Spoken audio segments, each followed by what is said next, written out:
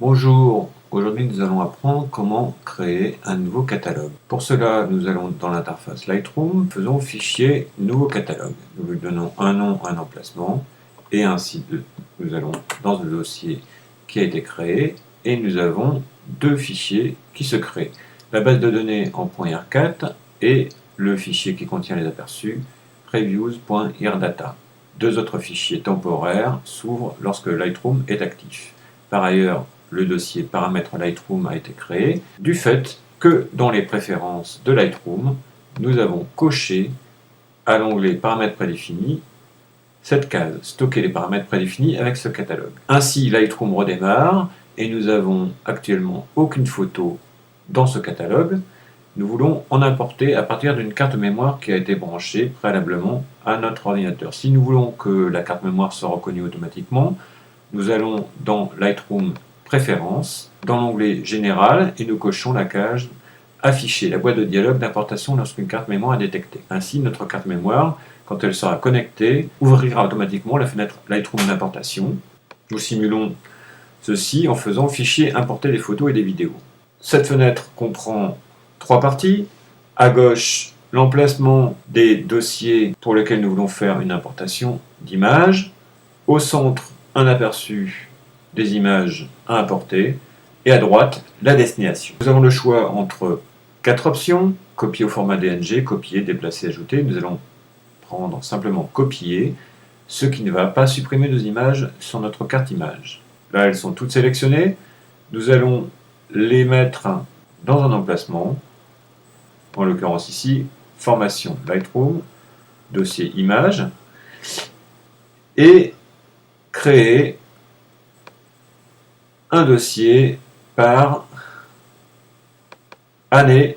Le dossier année et le dossier date ainsi classifiera nos images de façon certaine. Nous avons ainsi un aperçu du nombre d'images qui vont être importées et nous cliquons sur Importer. En haut à gauche, nous avons une barre de défilement qui nous indique l'importation en cours de nos images. En même temps, le nombre de photos globales sur notre catalogue augmente.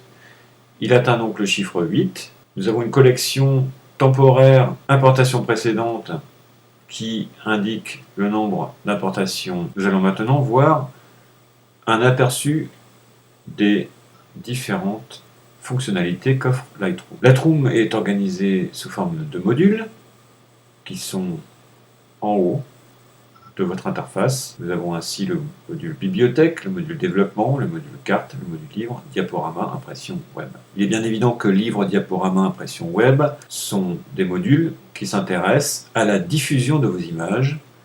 Le dossier carte s'intéresse à des images qui contiennent des données GPS pour pouvoir les afficher sur les cartes. Les deux modules sur lesquels nous allons nous attarder sont le module bibliothèque et le module développement. Le module bibliothèque est le premier module qui s'ouvre par défaut, l'affichage de la navigation. Quand nous cliquons sur une photo, la navigation propose un aperçu de notre photo sélectionnée. Le catalogue contient des informations relatives à toutes les photos du catalogue. La collection rapide, qui est une sélection momentanée d'images, et l'importation précédente qui nous renseigne sur la dernière importation. Le panneau dossier qui concerne les dossiers du système qui sont relatifs à notre catalogue. En l'occurrence ici, notre système a créé un dossier 2015 à l'intérieur duquel nous avons un sous-dossier 2015-03-01 puisque nous avons choisi de classer nos images par date. Dans notre système, nous avons dans le dossier images ces dossiers qui ont été créés et qui contiennent nos originaux. Revenons dans l'interface Lightroom. Nous avons ensuite un panneau collection qui va contenir les collections et les collections dynamiques ainsi que les collections créées dans les autres modules de Lightroom et un panneau qui concerne la publication sur des interfaces extérieures comme par exemple les interfaces réseau. Le panneau central, lui, nous propose un mode d'affichage en grille ou un mode d'affichage, si je double-clique dessus, en mode loop, soit en format adapté, ici, remplir 1 sur 1, ce qui revient à afficher l'image à 100%, ou alors un affichage personnalisé. Je clique dessus. Je reviens à l'onglet gris ici en appuyant sur cette icône. Je vois également en haut des données qui me permettent de filtrer mes images et je vois en bas des données qui me permettent de les marquer. Ici, nous avons les modes d'affichage de nos images. Nous avons un outil peinture, un outil tri, l'outil peinture étant pour le marquage également, et l'outil tri pour l'affichage des vignettes. Nous avons un mode d'agrandissement des vignettes, un outil basculement, le panneau latéral droit, lui, contient un histogramme de l'image sélectionnée, un développement rapide qui permet des retouches rapides sur notre image, un panneau mots-clés qui permet de saisir des mots-clés qui vont être relatives à une image ou à une sélection d'images, une liste de mots-clés, l'onglet métadonnées qui contiendra des données à la fois EXIF et IPTC, les données EXIF étant les données qui sont fabriquées par l'appareil photo, les données IPTC sont des données que vous pouvez rajouter, et un onglet commentaires qui contiendra des données relatives aux réseaux sociaux. En bas, nous avons un panneau qui s'appelle film fixe, qui permet un affichage des images sous une autre forme. L'avantage du panneau film fixe est qu'il est affiché dans tous les modules. Nous passons au mode développement,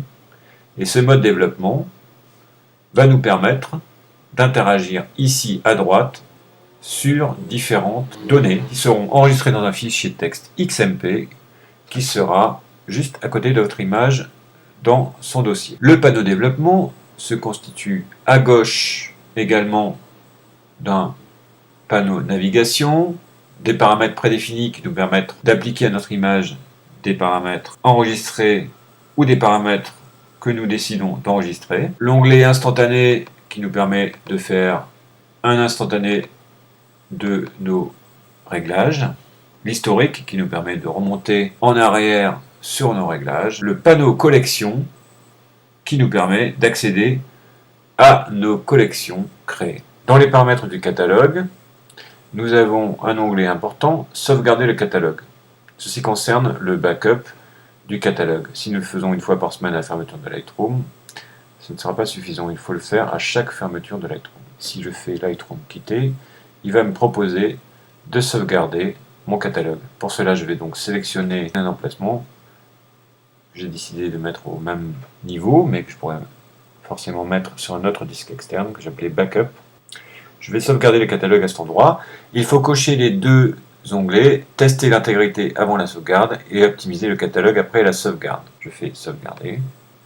Et nous avons dans le dossier Backup, à la date à laquelle j'ai fait l'enregistrement, mon catalogue qui est sauvegardé. Ceci est intéressant si par exemple nous perdons notre catalogue principal, qui se trouve dans mon dossier catalogue, dans un autre disque dur externe. Ce dossier backup nous permettra ainsi de retrouver toutes mes données concernant le traitement de mes images. Je conseille vivement de faire une sauvegarde des données sur un autre disque externe que celui sur lequel nous travaillons, de façon à avoir toujours une sauvegarde des images.